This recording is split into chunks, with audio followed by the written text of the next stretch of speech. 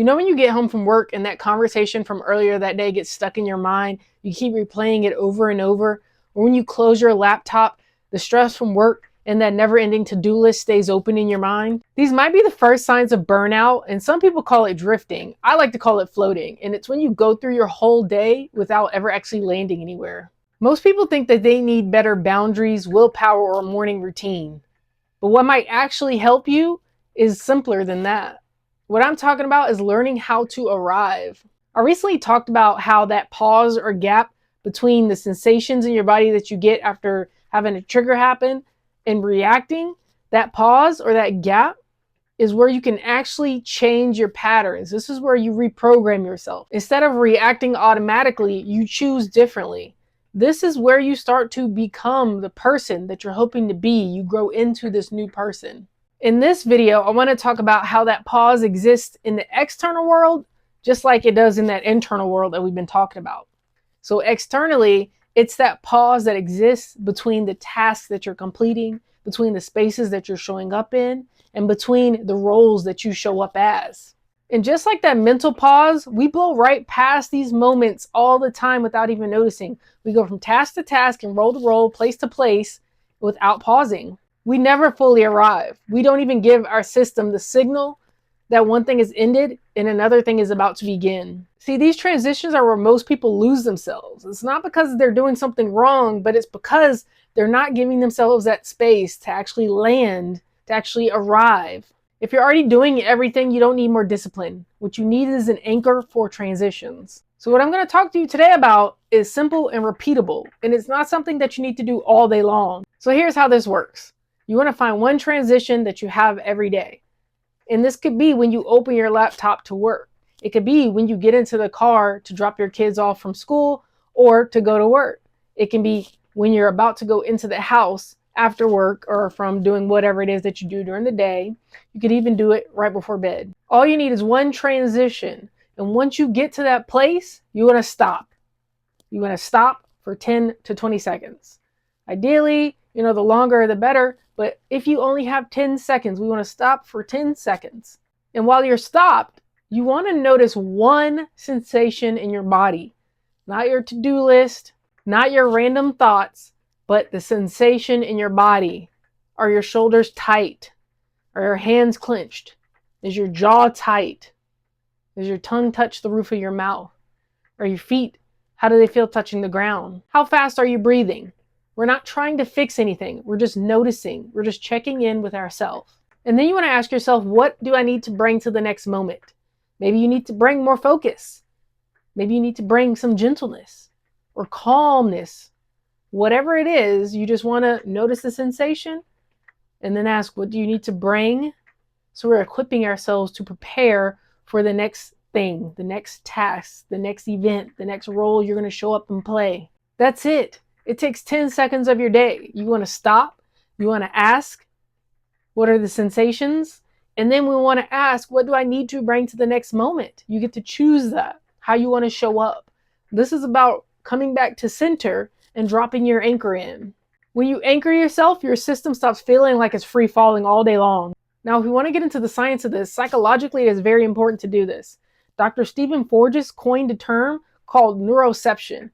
And it's where your nervous system is aware subconsciously of threats that are happening around you. This is all happening unconsciously. Your nervous system has a perception and awareness of what's going on. It's picking up on what's happening around you. In my opinion, it's picking up on the energy or the vibes in the room. You know what I'm saying? So it's just picking up on these things. And it's also the memory in your body, because the body holds the memory, okay? And it's interpreting those signals.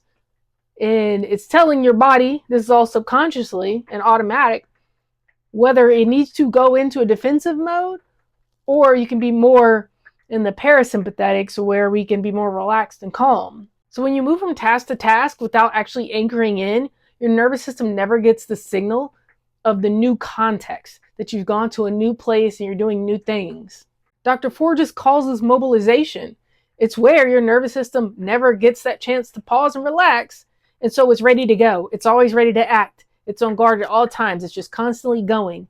And that mobilization uses so much energy And we wonder why we're so drained at the end of the day. But when you pause, even for 10 seconds, you let your nervous system have a moment to go into safe immobilization, which means even if it's just for 10 seconds, if you come back to center, if you bring that awareness back to those sensations, to your breath, you can activate a part of your nervous system that's responsible for social engagement and rest.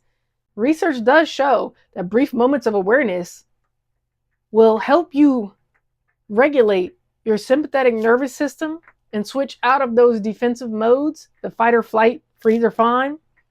And this compounds over time. One 10-second anchor doesn't change everything, but one anchor practiced with attention daily will change the quality of your life and how you show up. Now that's what we call steadiness. It's building a good foundation of this new version of yourself that you want to be, right? This is a form of self-love.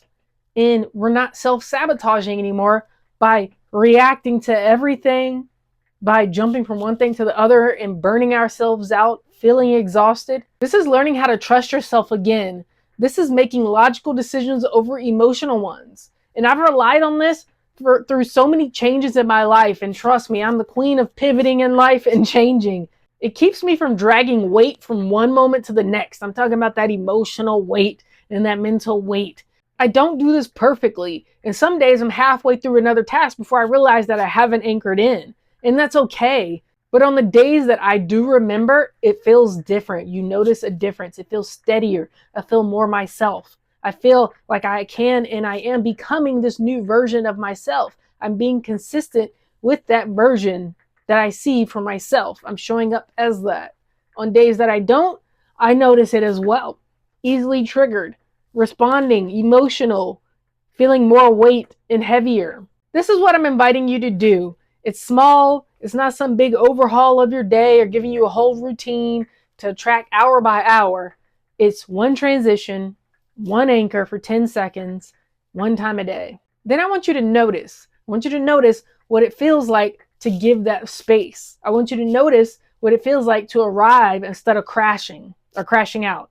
I want you to notice what it feels like to not continuously move through your whole day with the same energy for everything. Remember, this doesn't have to be perfect. Just try it out once a day for at least 7 days. And if this kind of support helps, I want you to go ahead and subscribe if you haven't already, or share this with someone that you think might be able to use a small break in their day, a small transitional break to tap back into self, come back to center before they move to the next thing. And then I want you to like this video.